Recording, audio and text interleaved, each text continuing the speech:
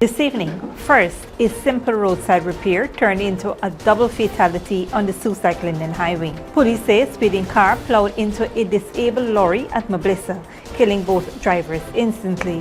What investigators believe caused the violent collision. Plus, a major development in the extradition saga involving businessmen Nazar and Azruddin Mohamed.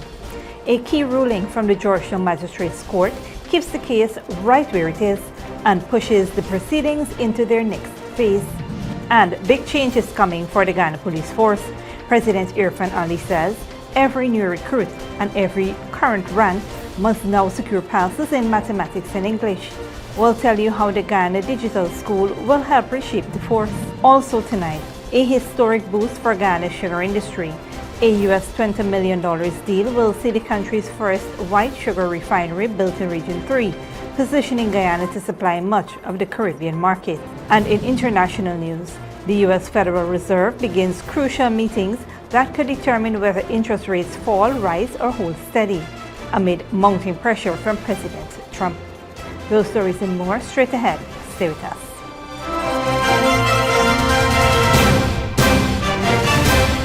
Welcome to this broadcast of Channel 2's Headline News Update for December 10th, 2025. I am Bibi Bacchus.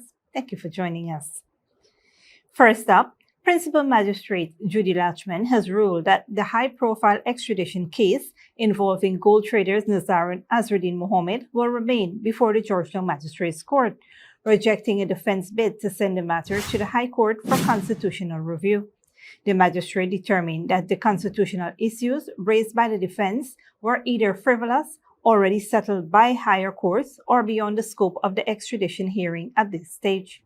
She said the Fugitive Offenders Act allows her to decide whether such requests are valid, noting that previous rulings by the High Court and Court of Appeal had already addressed many of the arguments raised. As a result, the extradition proceedings, based on an 11-count U.S. indictment for alleged wire fraud, mail fraud, money laundering, conspiracy, and customs violations linked to an estimated U.S. $50 million gold export and tax evasion scheme, will continue on January 6, 2026. The Mohameds, who denied allegations, remain on bail and must continue reporting to the police as previously ordered. Their legal team has signaled its intention to appeal Magistrate Lachman's decision, maintaining that flaws in the authority to proceed render the case invalid.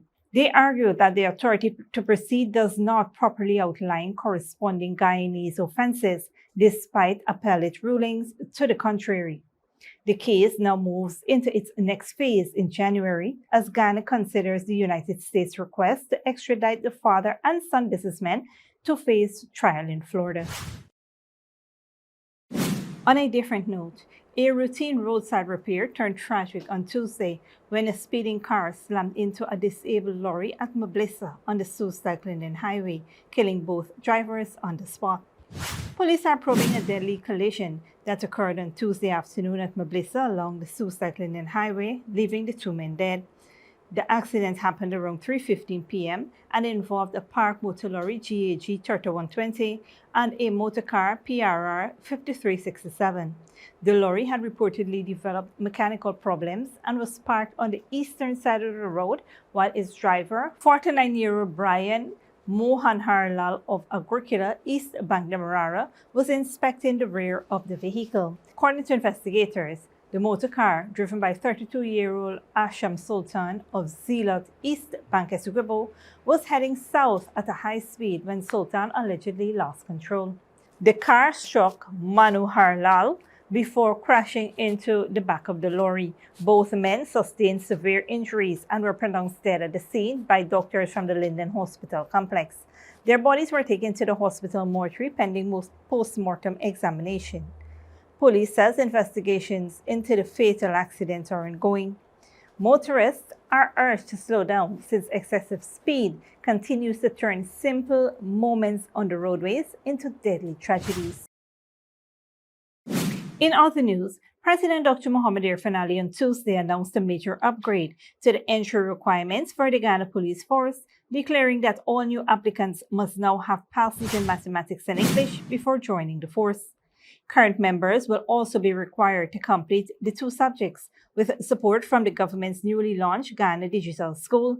Speaking at the Guyana Police Force's traditional Christmas breakfast, President Ali stated that the move aims to strengthen professionalism and enhance the force's overall capabilities.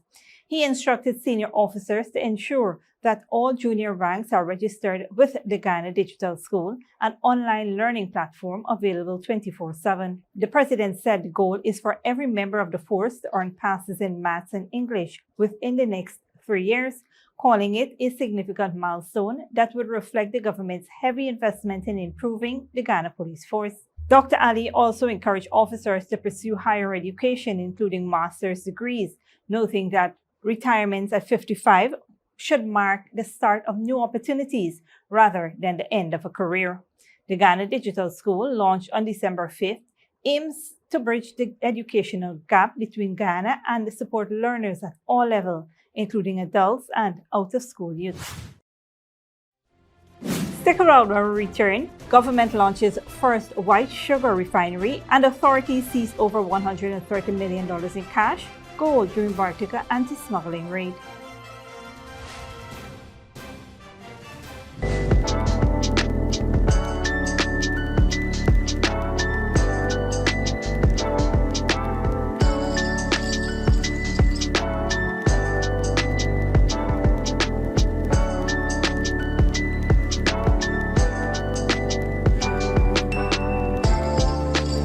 It's the most wonderful time of the year, and we're celebrating with big savings on smartphones, starting as low as $16,500 for the Samsung A06 and $26,500 for the Samsung A16 and $40,500 for the A26. But wait, there's more. Get 1 month free data with your new phone to keep you close to loved ones near and far. Offer available while stocks last. Visit a Digicel store today and unwrap the gift of real connections. Digicel. Sneakily with a gift of sight from Modern Optical Services. Let our professional team examine and prescribe what's best for your eyes. Common smiles make fashionable faces. See us for a full line of optical services, including brand name and prescription eyewear.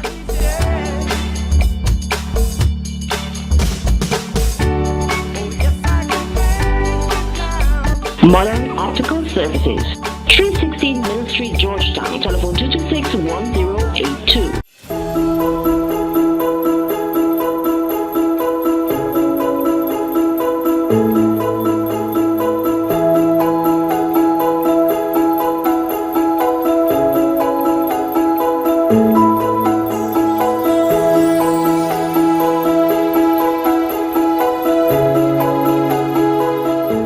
Check us out at Decor and Gift Gallery this Christmas holiday for all your shopping needs.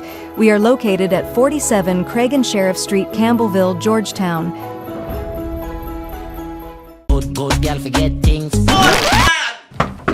What's the problem, Granny? I want money for borrow for do a surgery. I was dancing and I fall and fracture my hip. If you need some quick money, you should check Lender's Jewelry and Pawn Shop. Lender's Jewelry and Pawn Shop, Lot 238 South Road, Border, Georgetown. Get jewelry made to order in just 72 hours. We also accept vehicles. Lender's, best rates, longest payback period. Boys, I get through. Plus, I could dance again. Lender's Jewelry and Pawn Shop.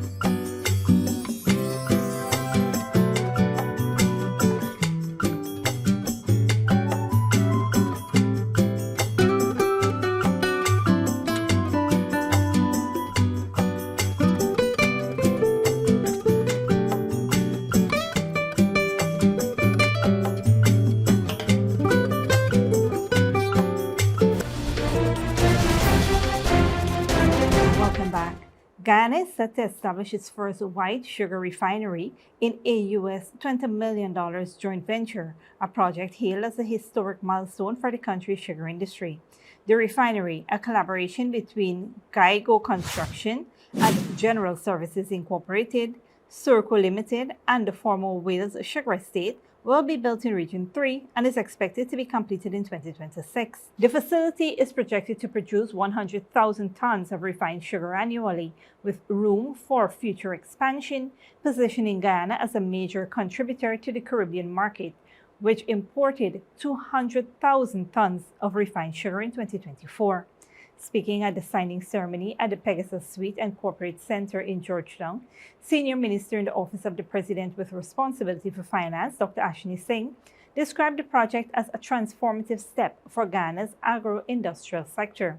He noted that the refinery aligns with CARICOM food security goals, including the 25 by 2030 initiative championed by President Dr. Mohamed Irfaan Ali, and reinforces Guyana's preferred access to regional markets. Dr. Singh also reflected on sugar's historical significance, highlighting its central role in shaping Guyana's economy and communities over centuries, from colonial plantation systems to present-day industry. He reaffirmed the government's commitment to modernizing and strengthening the sugar sector, despite challenges such as estate closure and the loss of preferential access to European markets. The joint venture signals a new era for Guyana's sugar industry, combining modern production capabilities with strategic regional trade opportunities. Moving on, authorities have intensified their crackdown on illegal gold trading with a major operation in Bartica Region 7, resulting in the arrest of 3 men and the seizure of more than $130 million in cash and gold. The Special Organized Crime Unit SOCU led the coordinated exercise on Tuesday, following months of intelligence gathering. Raids at multiple locations uncovered over $32 million in cash and more than $100 million in gold, allegedly linked to an attempted purchase of undeclared precious metal. SOCU identified the detained men as the Eon Ricardo Ferreira, known as Blacks, Monesh Chatrapal, and Lachman Malu. The trio had reportedly been under surveillance by both local law enforcement and international partners due to suspicions of long-standing involvement in illicit gold trading. Investigators believe the men may be connected to a wider smuggling network, with possible ties to individuals financing underground gold purchases. The operation forms part of a broader national push to disrupt organized criminal groups involved in illegal mining, gold smuggling, and related financial crimes, activities that erode state revenues and weaken oversight of the national resource sector. In a statement after the raid, the government of Guyana reaffirmed its strong stance against gold smuggling, while SOCU emphasized its continued commitment to pursuing offenders and ensuring they face the full force of the law. Investigations are ongoing, and officials have not ruled out additional arrests as they work to determine the full scope of the suspected smuggling network. Don't go away after the break. Indonesia floods. Shortages create challenges for recovery effort. And Australia's social media ban. PM encourages under 16s to seek other interests.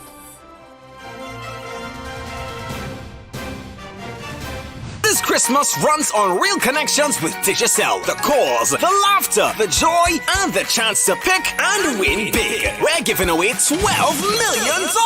Yes, every week, one lucky Digicel customer gets a chance to win up to $2 million. 6 lucky winners in total. Here's how you get in. Top up with $1,000 or more, or pay your fiber or postpaid bill in full. The more you top up, the more chances you get. Stay connected this Christmas for your chance to win big. Digicel.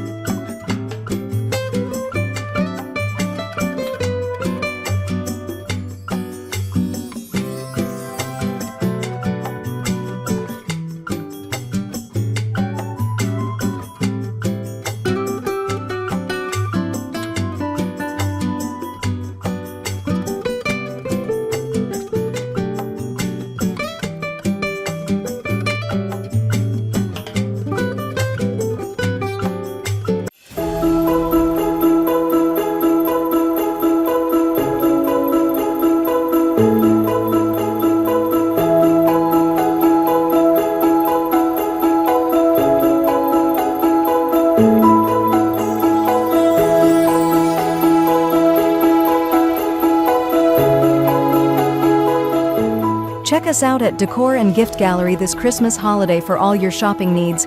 We are located at 47 Craig and Sheriff Street, Campbellville, Georgetown. Good girl forget things.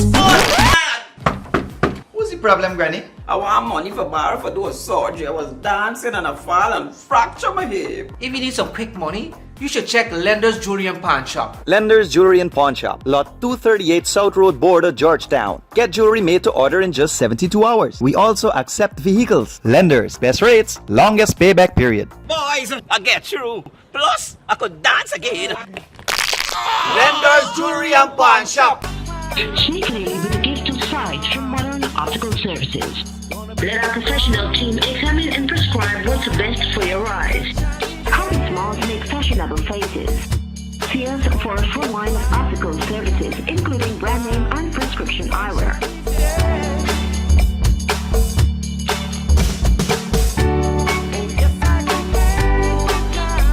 Modern Optical Services, 316 Middle Street, Georgetown. Telephone 226-1082.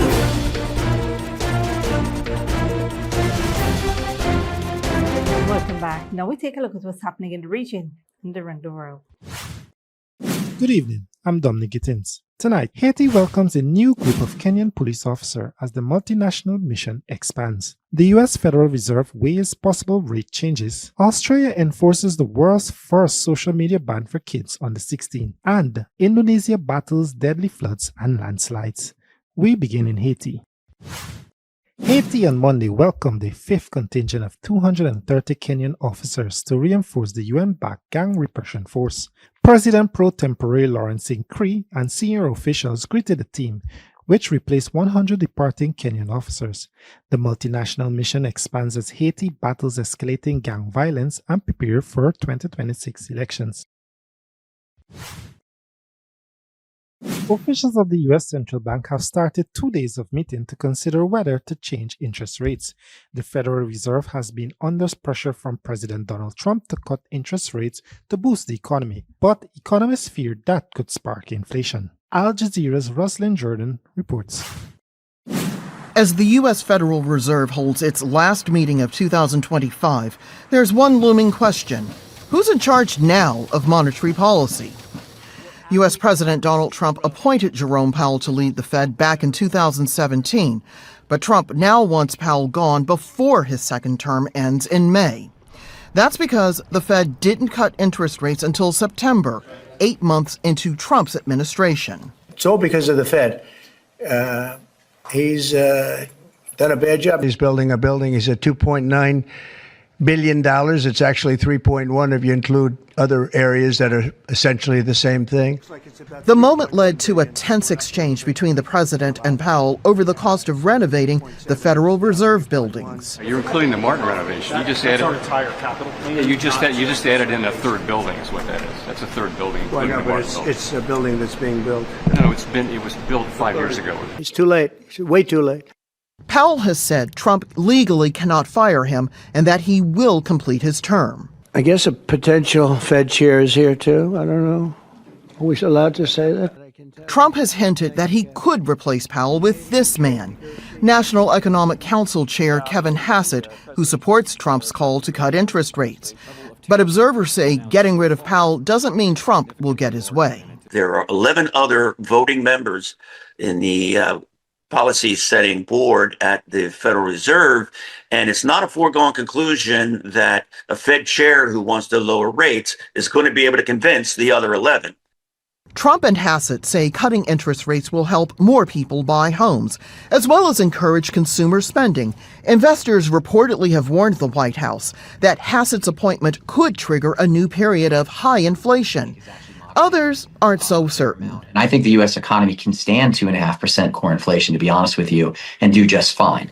Right now, inflation is still at about 3%, and consumers tell economic surveys they're spending more on everything, from groceries to gasoline and heating oil to entertainment. Another worry, companies aren't hiring as many workers, putting pressure on the Fed to both keep inflation down and boost job growth. Some ask whether it's time to end the dual mandate, giving the Federal Reserve more flexibility to respond to high unemployment or high prices. But that means changing the law. And it's not clear how that can happen without the feds losing its traditional freedom from political interference. Rosalind Jordan, Al Jazeera, Washington. Children across Australia are waking up to the world's first social media ban for kids under 16. Millions of social media accounts across the country have been deactivated. The landmark law has sparked controversy and divided opinions nationwide. Al Jazeera Daniel Robertson reports. Thank you, guys. Thanks, guys. If you are on social media, could you put your hand up? A campaign that began with school visits and a call-out. If you were to make this an election promise, then you will win the vote of every parent. That ignited a petition and captured the Prime Minister's attention. In a world first, the 36 Months initiative helped raise the social media age in Australia from 13 to 16. I'm hoping that in a few years' time that those graphs start to trend downward and we actually are seeing less anxiety, less depression, less self-harm, less suicide. A government report this year found 96% of children aged 10 to 15 use social media, and 7 out of 10 of them had been exposed to harmful content. The story of Olivia Evans, who died by suicide at 15, has become a driving force for change, with her father leading the fight against harmful algorithms. Social media just it sucked her into this vortex. Self-loathing, unrealistic health standards, body image. I do truly believe that if these laws existed, she wasn't on it, that she'd probably still be here. Other teens who acknowledge the risks are now trying to change things, including 17-year-old Hadia Fatima, who founded Project Girlhood using Instagram, an organisation that provides workshops to empower and educate. When we hear from young people who come out to us after an event and they say, hey, that really helped me to overcome X, Y, Z, that's why we do it. And it's so sad that people won't have access to those things anymore. The same sentiment is shared by 15-year-old Noah Jones, who is challenging the ban in the High Court. Felt very strongly about being the plaintiff for young Australians having their right to free speech taken away from them, and I feel that we will become invisible with this ban. While progress on the case won't happen until next year, today Australian children have begun their summer holidays without social media for the first time in their lives and are now officially the first in the world to experience this landmark change. Teens now finding new ways to stay connected. I feel pretty sad because I won't really be able to keep talking to my friends unless I get their numbers, and not everyone has a phone number. A return to old school communication methods in the modern digital world. Danielle Robertson, Al Jazeera, Sydney. Indonesia is grappling with severe shortages of food, medicine, and clean water after catastrophic floods and landslide devastated 3 provinces on the island of Sumatra. At least 960 people have been confirmed dead, with hundreds still missing as emergency teams struggle to reach isolated communities. Al Jazeera's Jessica Washington reports. In Aceh Tamiang, these people say they've been staying on this road for days after their villages were destroyed in flash floods. Sleeping on wet cardboard with only a few plastic sheets to protect them from the rain. My house was destroyed. There's nothing I could take from it because the mud was so high. I had a shop, but everything in it was destroyed too. Aceh Tamiang was cut off for days. Now, with roads into the region open again, some aid is coming in. But authorities here say there still isn't enough.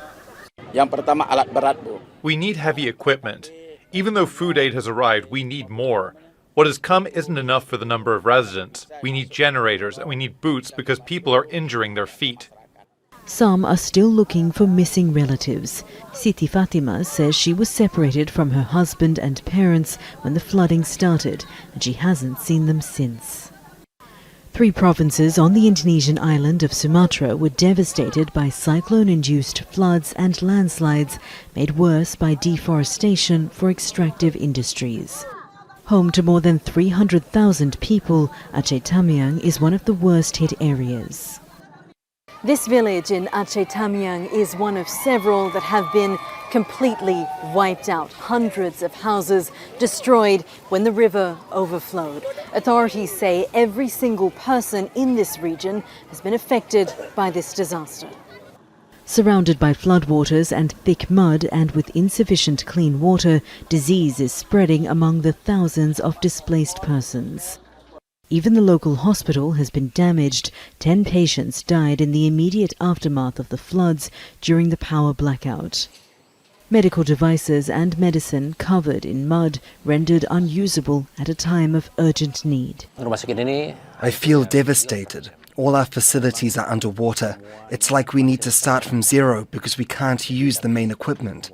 But help is coming. The first unit to be restored will be our emergency unit. As night falls, electricity is still down. This street used to be a busy commercial hub, people say. Now they're afraid and exhausted, with nothing to do at night but sit in the darkness. Jessica Washington, Al Jazeera, Aceh Tamiang, Indonesia. Thanks, Dominique. This brings us to the end of our regional and global news coverage. Up next is the 3-day weather forecast.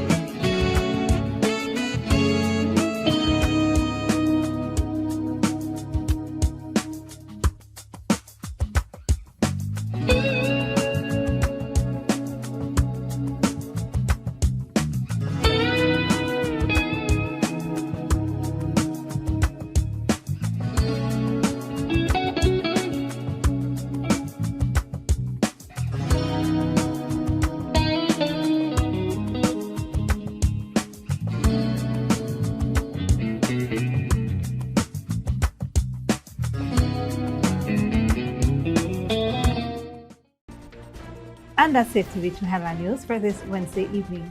As we take our leave, we invite you to follow us on Facebook and YouTube. You can tune in tomorrow at 6:30 a.m. for a rebroadcast and at 7 p.m. for more news. Until then, please take care of yourselves and each other.